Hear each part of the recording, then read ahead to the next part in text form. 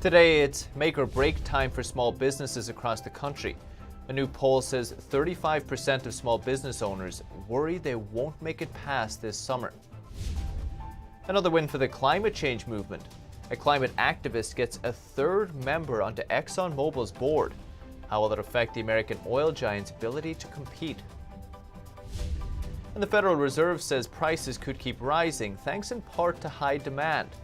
But what happens when the sugar rush of government stimulus wears off? That and much more, coming up on NTD Business. Good evening. Great to have you with us. The meme stock saga continues. Just one day after its shares nearly doubled as it wooed investors with free popcorn, AMC is singing a very different tune today. It's warning investors that its stock is risky. It says its current share price is detached from economic reality and is cautioning investors against buying it. But it still went ahead and sold 20 million new shares today, its second stock sale in 3 days, just taking advantage of all-time highs. But that tanked the stock in early trading, but did recover some losses later, just can't keep it down it seems. AMC shares have shot up 30-fold this year, but a number of Wall Street analysts say it's already heavily overvalued. Many institutional traders say they're steering clear of the stock. And another favorite meme stock, GameStop, is apparently inspiring U.S. teenagers to get into investing. This according to a survey from Wells Fargo. Fred Kadamaya has the details.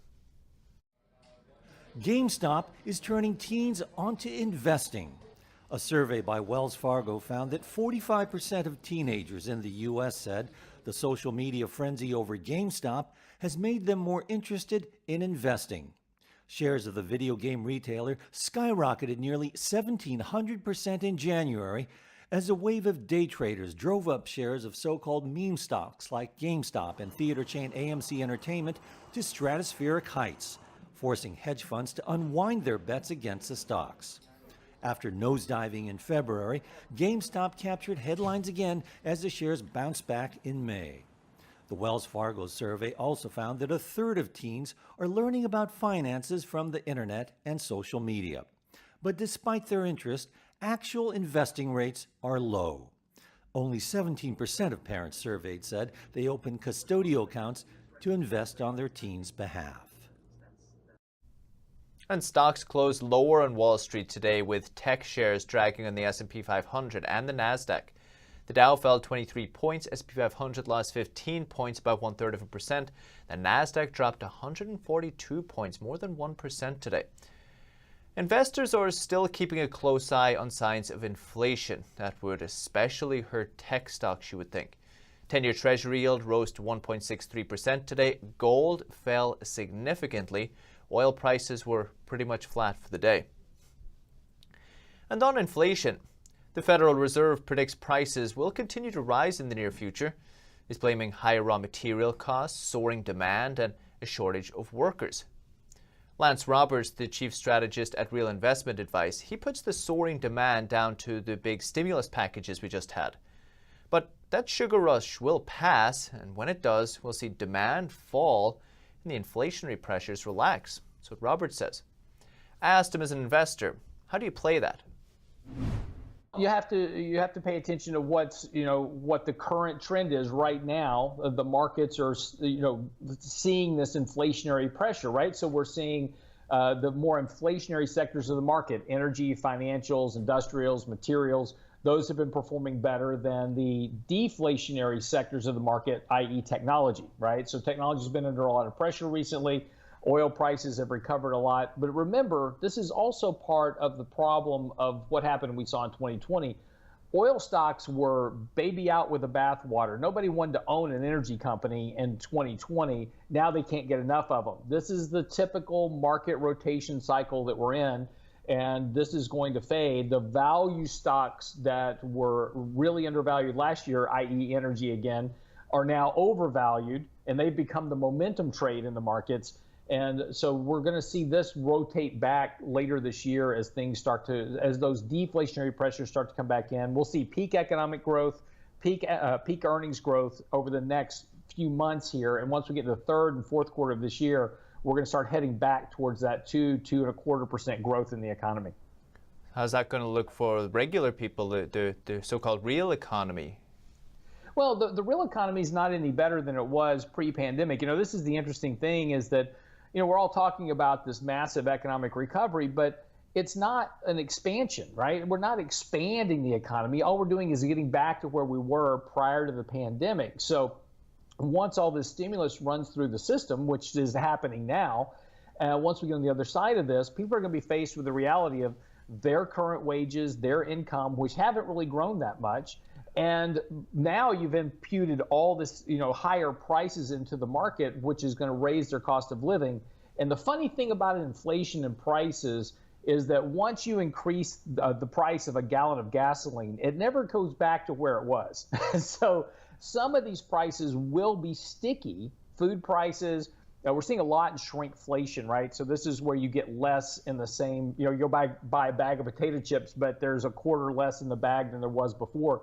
So companies are passing on these costs, and even if these dynamics change, they're not going to change back to where they were previously because they like the profit margin they're bringing in. So some of this inflation will stick, but wages aren't keeping up with that growth rate of inflation. Because there was something I was curious about reading these headlines always about the economy improving and recovering, etc. I was thinking, before the pandemic, you didn't have people who were afraid to leave home. You didn't have supply chain problems. You didn't have all of these other things that will just limit activity. And I was always curious, well, how can we even get back to that level in any time soon? When can we get there, do you feel? Well, you're going to have to get past all this stuff. So, I live in Texas, right? And, very different than New York right now because the Governor Greg Abbott several months ago lifted the mask mandate. He said, hey, get out there, go back to work, go live your life. And during that time frame, we haven't had a big spike in cases. We haven't had a big, a massive surge in deaths and those type of things. And the economy is growing much stronger in Texas than it is in other states right now. You go to restaurants here, nobody requires you to wear a mask. It's not part of that kind of conscience anymore. And people are just getting back to living their lives. And at some point here, we're just going to all have to make that commitment to get back to living our lives. And look, you can go out in the world and wear a mask, get vaccinated, wear a mask, whatever you want to do. But if we want the economy to get back to where we were and to start expanding our growth, we need to get people back out doing what they do, consuming, traveling, doing those type of things, working, being productive. That's what creates economic growth long term. Lance Roberts, Real Investment Advice. And ExxonMobil is feeling the pressure again as climate activist engine number one gets a third member onto its board. NTD's Orlene Richards explains the growing pressure on oil giants to go green. Activist investor engine number one has won a third seat on Exxon's board, further pressuring the oil giant to transition away from fossil fuels.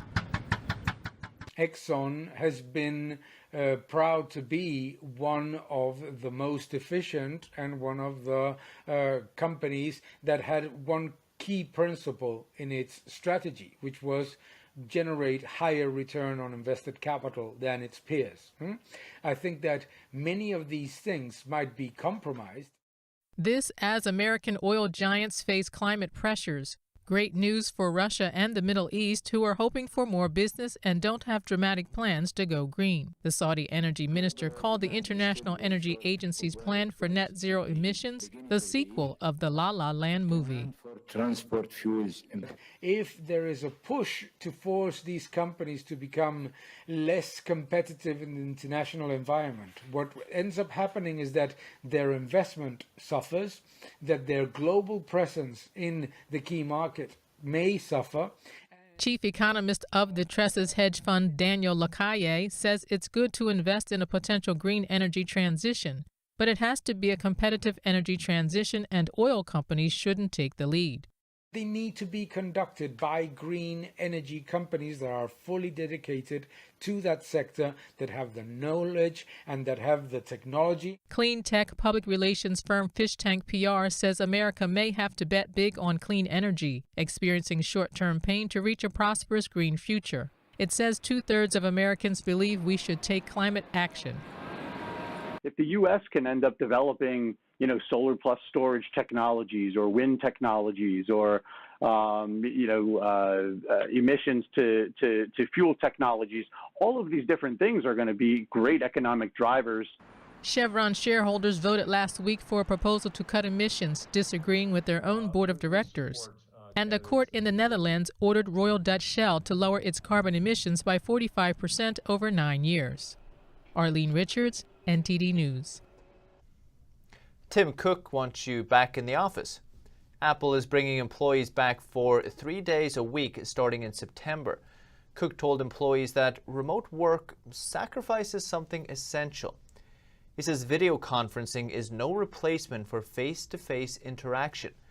Apple will make most employees come in on Mondays, Tuesdays, and Thursdays, but some teams will need to come in 4 or 5 days a week. Going forward, the company plans to let employees work remotely 2 weeks out of the year. Twitter and Square, though, they're taking a very different approach. They're apparently letting their employees work from home forever.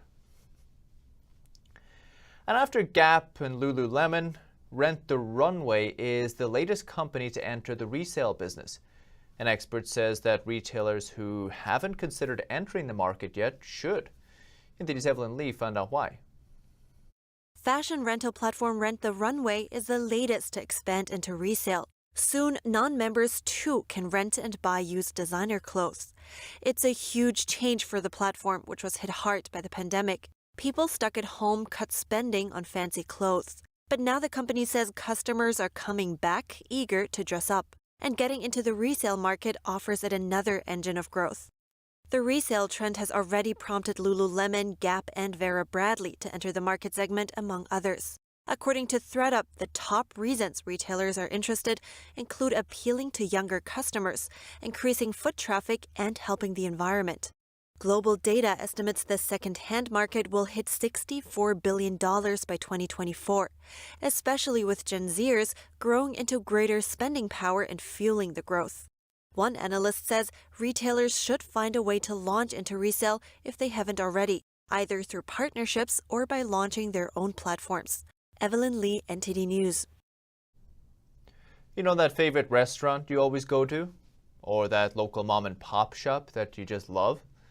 Well, some of them might not be around for long. A recent survey says 1 in 3 small businesses are at risk of closing by this summer. NTD's Phil Zoe has the story. 35% of U.S. small businesses are at risk of shutting down permanently by the end of summer.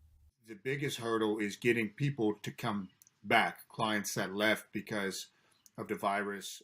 Owners have issues such as rising gas and supply prices, along with a shortage of workers, according to an Alignable survey that reached out to nearly 4,000 businesses. We would set up 10, 15 interviews and nobody would show up. But on the flip side, 33% of businesses say they have recovered to levels before the pandemic hit. We've been blessed. We're having a great year so far. Diablo Southwest Grill decided to offer gift cards up to $50 to friends and family who refer employees, and it worked. But you got to get in, you got to show that you're willing to work hard, and you'll make it to the top. You just got to put in the effort. New Wolf Strength gyms in New Jersey have been open for a year already. One of the locations has more members now than it did before the pandemic. You're going to lose your dream, right? So you're going to lose your dream. So it's now or never. Don't be the victim. Don't play a victim. Everybody's had to go through this, and there's other businesses out there that have thrived throughout this, so it is possible. So that would be my advice. So don't be a victim. Be the victor. Go for it. But businesses in certain industries like entertainment and retail stores are still suffering. It's make it or break it time for many small businesses across the U.S. this summer. Phil Zoe, NTD News.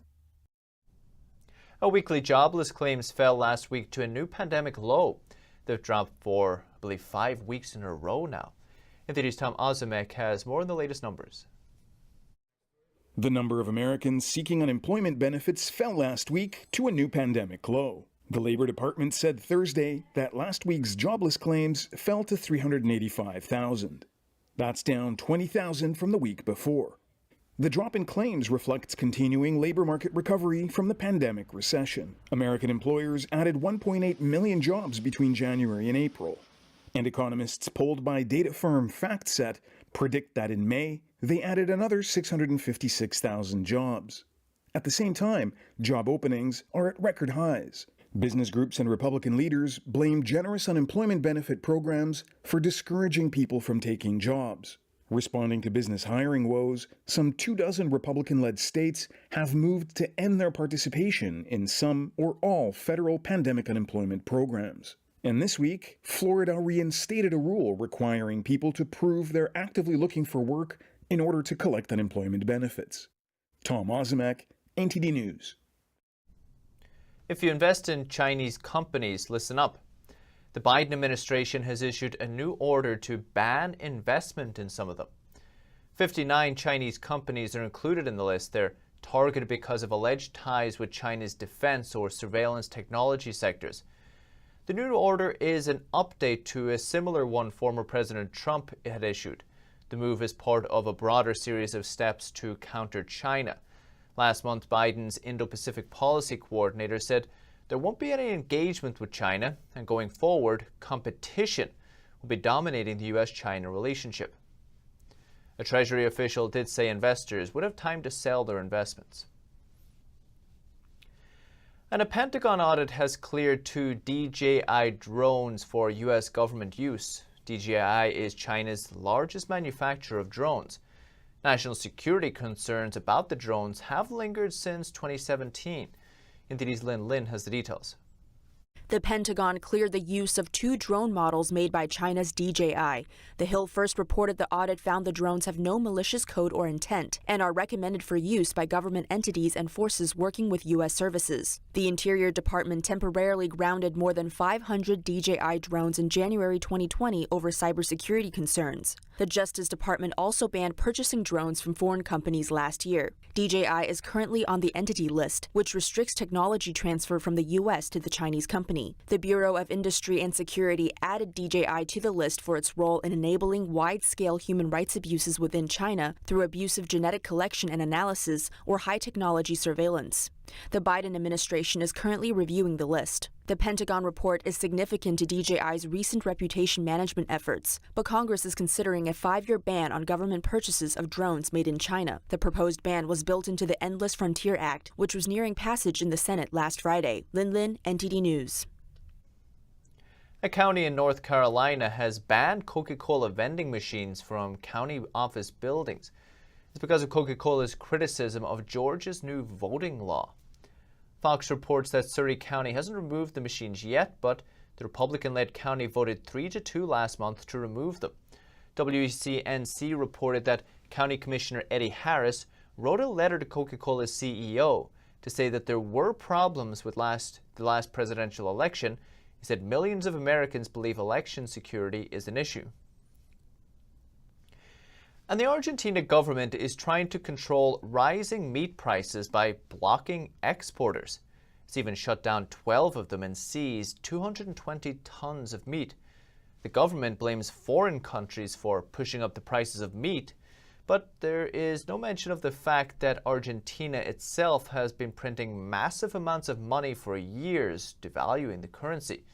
But anyway, I spoke with a public accountant in the capital, Buenos Aires. I asked him how the meat producers are feeling. Very angry. They cannot stand the government doing this again. They did it between 2005 and 2010, and right now they are repeating the same strategy that, of course, it failed. So right now, all the rural sector is right now in this moment, they are meeting to organize kind of 4 strength measures to see how they can force and fight the government with these measures, because they know that they will not be helping anybody, not the exports, of course, not the internal consumption. People will not be able to consume more meat because of this type of measures. So it's pure stupidity, nonsense, and populism. It's not going to work. Are some of the producers, might they go out of business? Are they going to struggle financially? Of course. just imagine a situation where, just to give you an example, what happened between 2005 to 2010 with these measures, exports, they were 473 million tons, and they went down to 154. So what you see there is several frigoríficos where you kill the cows and you produce the meat just going down. And not only that, just going out of business. People working there being unemployed, and a lot of pressure in the sector. So it doesn't have any sense. All our competitors, Uruguay, Paraguay, and Brazil, and all these South American countries are very, very good meat exports. So they have been growing up at the expense of Argentinian producers because of the bad policies implemented by our populist governments. Are these the only price control measures that we're seeing in Argentina? No, you have all type of controls, not just controls, but also you have a lot of regulations. Regulations that are like tolls that you have to pay in order to be able to export or just to sell just to the public. It's full of them. They are very heavy. In this industry is very, very, not only heavy taxed, but also with it's full of regulations. The idea of the understanding of how prices work and why they are important for you to not only understand but support free prices in Argentina is not completely understood. Since the moment the central bank was created in 1935, we had an average inflation rate per year of 75%. That's the average. So we lost 13 zeros to our money, to our currency. We changed several currencies just to avoid to keep adding zeros to the currency. Eduardo Marti. Still to come this evening. Microsoft is teasing about what's next for Windows. What's it expected to unveil, and what could it mean for developers and creators? And NASA announces plans for 2 new missions to Venus. That's as SpaceX prepares for its 22nd commercial resupply mission, set to launch this afternoon. That and more after this short break.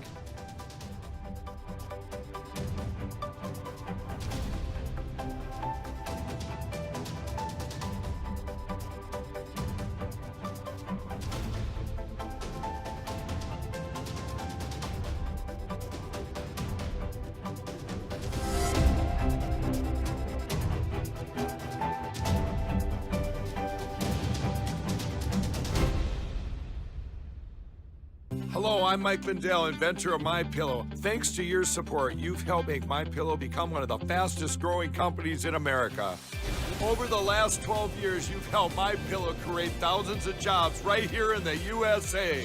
When I got MyPillow, I'm asleep almost immediately. I stay asleep at night and I wake up more well-rested in the morning. That's why I invented MyPillow.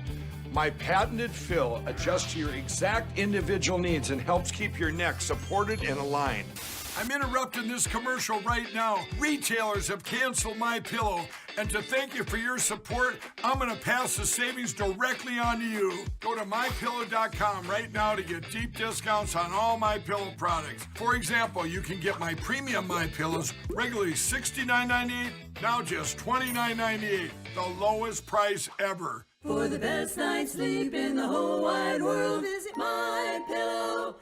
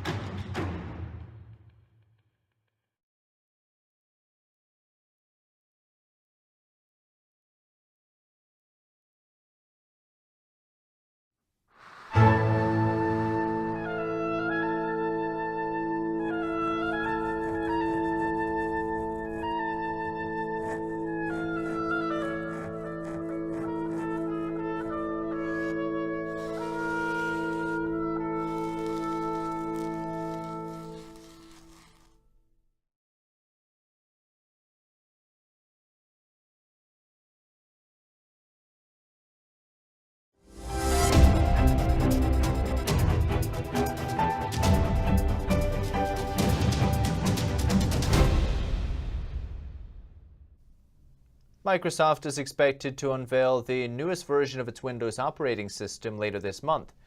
Yesterday, it announced a live-streamed event set for June 22nd at 11 a.m. Eastern.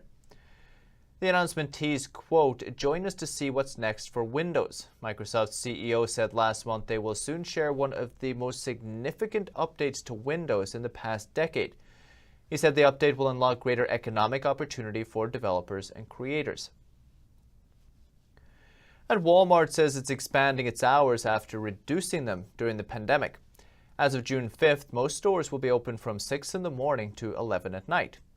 Starting July 3rd, most pharmacies and vision centers will return to pre-pandemic hours too. The chain says it's following relaxed CDC mask guidance for customers and employees, and Walmart stores no longer have capacity restrictions. And NASA on Wednesday announced plans to launch 2 new missions to Venus between 2028 and 2030. It wants to study the atmosphere and geological history of Earth's closest planetary neighbor. NTD's Andrew Thomas has the story. The U.S. Space Agency said it's awarding approximately $500 million for development of each mission. The first has been dubbed Da Vinci Plus, short for Deep Atmosphere Venus Investigation of Noble Gases, Chemistry, and Imaging. And the second has been named Veritas, an acronym for Venus Emissivity, Radio Science, INSAR, Topography, and Spectroscopy. These 2 sister missions both aim to understand how Venus became an inferno-like world capable of melting lead at the surface. Da Vinci Plus will measure the composition of the dense Venusian atmosphere. The data will help improve scientists' understanding of how it evolved. Veritas will map the planet's surface. That's to determine its geological history and why it developed so differently than Earth. We hope these missions will further our understanding of how Earth evolved and why it's currently habitable when others in our solar system are not. Da Vinci Plus is also expected to return the first high-resolution images of unique geological features on Venus called tesserae. The terrain may be comparable to Earth's continents and suggests that Venus has tectonic plates. In other celestial news, SpaceX is gearing up to launch its 22nd Commercial Resupply Services mission, or CRS-22. The mission will deliver more than 4,300 pounds of cargo. This particular flight is going to bring up 37 investigations, and that is going to be part of the complement of the hundreds that we do every year on ISS. It will carry research supplies along with vehicle hardware. That's including the first 2 new solar arrays, or combined solar panels. The CRS mission will also carry tardigrades, also known as water bears or moss piglets. They can survive in a variety of conditions, including extreme temperatures, extreme pressure, and we're going to be taking a look at how they adapt to that kind of stress in space flight to see which genes are turned on and off, to see what we can learn about that. The Falcon 9 rocket is scheduled to take off Thursday at 1:29 p.m. Eastern. There's also a backup window on Friday in case of anything unexpected. Andrew Thomas, NTD News. As the latest business updates for today, you can still catch NTD Evening News with Stephanie Cox at 6:30 p.m. Eastern. For NTD Business, that's all for today. Thank you for watching. We'll see you tomorrow.